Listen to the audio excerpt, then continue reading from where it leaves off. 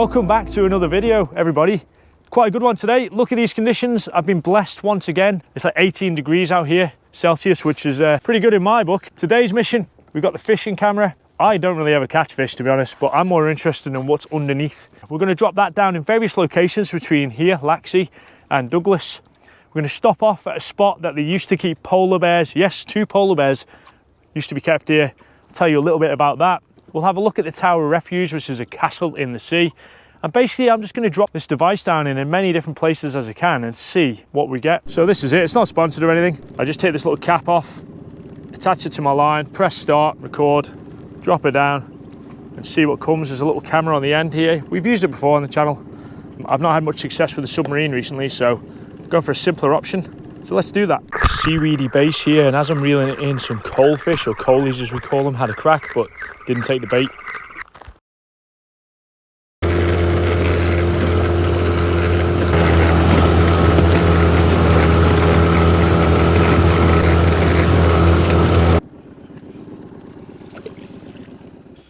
Another seaweedy base. You can see a fish at the bottom there. It doesn't show any interest. Maybe if we got a little lower it would. Yeah, this little lure, it's got cracking movement actually, nice little tail wag, but I seem to have more success with feathers in these areas. Did a couple of drops there, but there's actually a juvenile seal over there, and the last thing I want to do is attract him to my £150 fishing camera.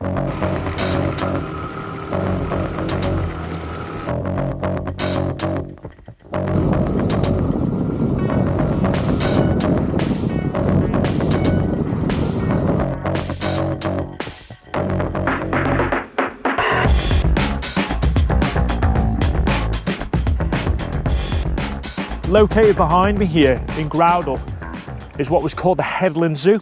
It opened in 1895, back in the day, when basically you could have any animal you want. You could have tigers, crocodiles, whatever you want in Britain. There was no Dangerous Animals Acts. This Headland Zoo, as I've said, from the 1800s, a chap called Richard Broadbent saw an opportunity after the Douglas to Laxey Electric Railway opened, which is still going today. It goes past my house. The main attraction here was polar bears and sea lions kept in the seaward end. So polar bears were kept on this right-hand side. There was a bridge going across for people. Obviously, these conditions would not be acceptable today, and the sea lions were imported from California. Now, it's a bit of shrouded in mystery here because I believe after World War II, they couldn't afford to feed them anymore. A lot of places were on rations, so rumour has it they killed them and used them for food. Figure while we're in this area, might as well drop the fishing camera down. Quite a sandy base here. Quite a lot between Douglas and Laxey was sandy. Did find quite a bit of structure as well. But yeah, nothing to see on this one. Keep going. There's Groudle Beach. Up there is Housestrake Holiday Cottages. I think they ran back in the day as well, but no longer a feature. Round the next cove is Douglas Bay. But the way the wind is, I don't want to be fighting the wind all the way back to Laxey. We'll have a little go around the coast.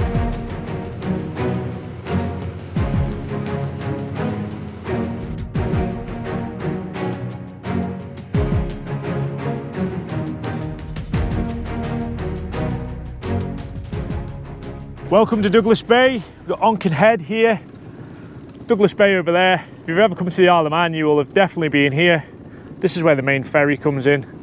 There's a castle over there, which I've been to before in the sea. Haven't got my depth finder on me, but I think this could be a good spot for the fishing camera, so I'm going to knock it down here as well. Let's see what's in Douglas Bay, shall we? Straight away, we get a bit of mackerel interest. Good size too, comes back for another look. But I only ever really catch mackerel on silver feathers. So I've just shouted at Douglas Harbour on VHF Channel 12. There's a cruise ship in, and there's also the Manxman, which is our new boat. It's doing some maintenance runs. I've just given them my intentions, which is to come between the beach and the Tower of Refuge, have a little look and then come back, and they're more than happy. It's always good to be courteous.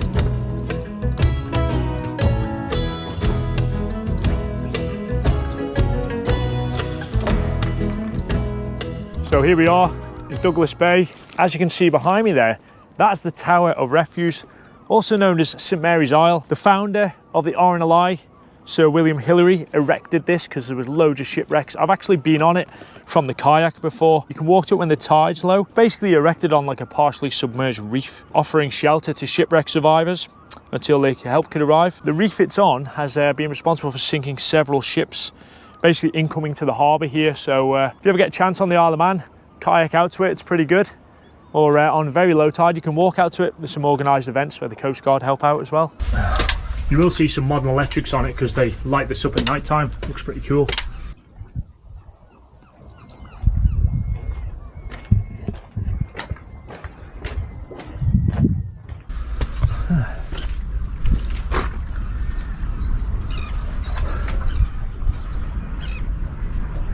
Obviously this part here is blocked off to the public.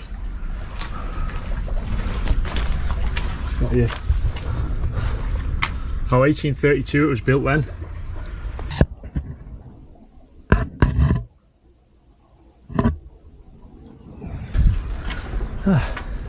Castle life. Can you imagine being marooned on this in really bad weather? This thing has withstood some absolute battering of the Irish Sea in the winter, so fair play, I'd feel pretty safe.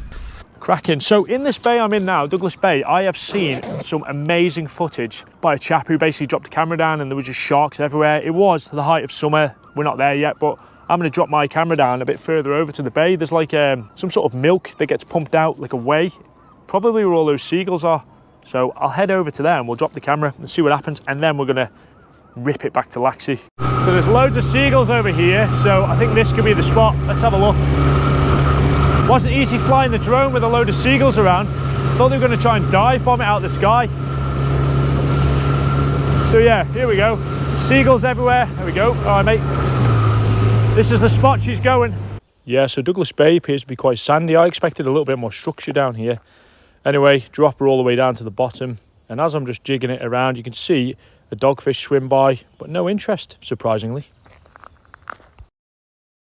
I've now got to go against the wind all the way back to Laxey, so let's cane it back and see how quick it takes us. So I'll time it and I'll let you know when I get there. So Douglas to Laxey on a boat like this, 20 horsepower, 3/4 max, because I'm still at the point where I can't keep it flat out for ages. Let's do it. I've got to go because I've got a haircut in an hour and a half.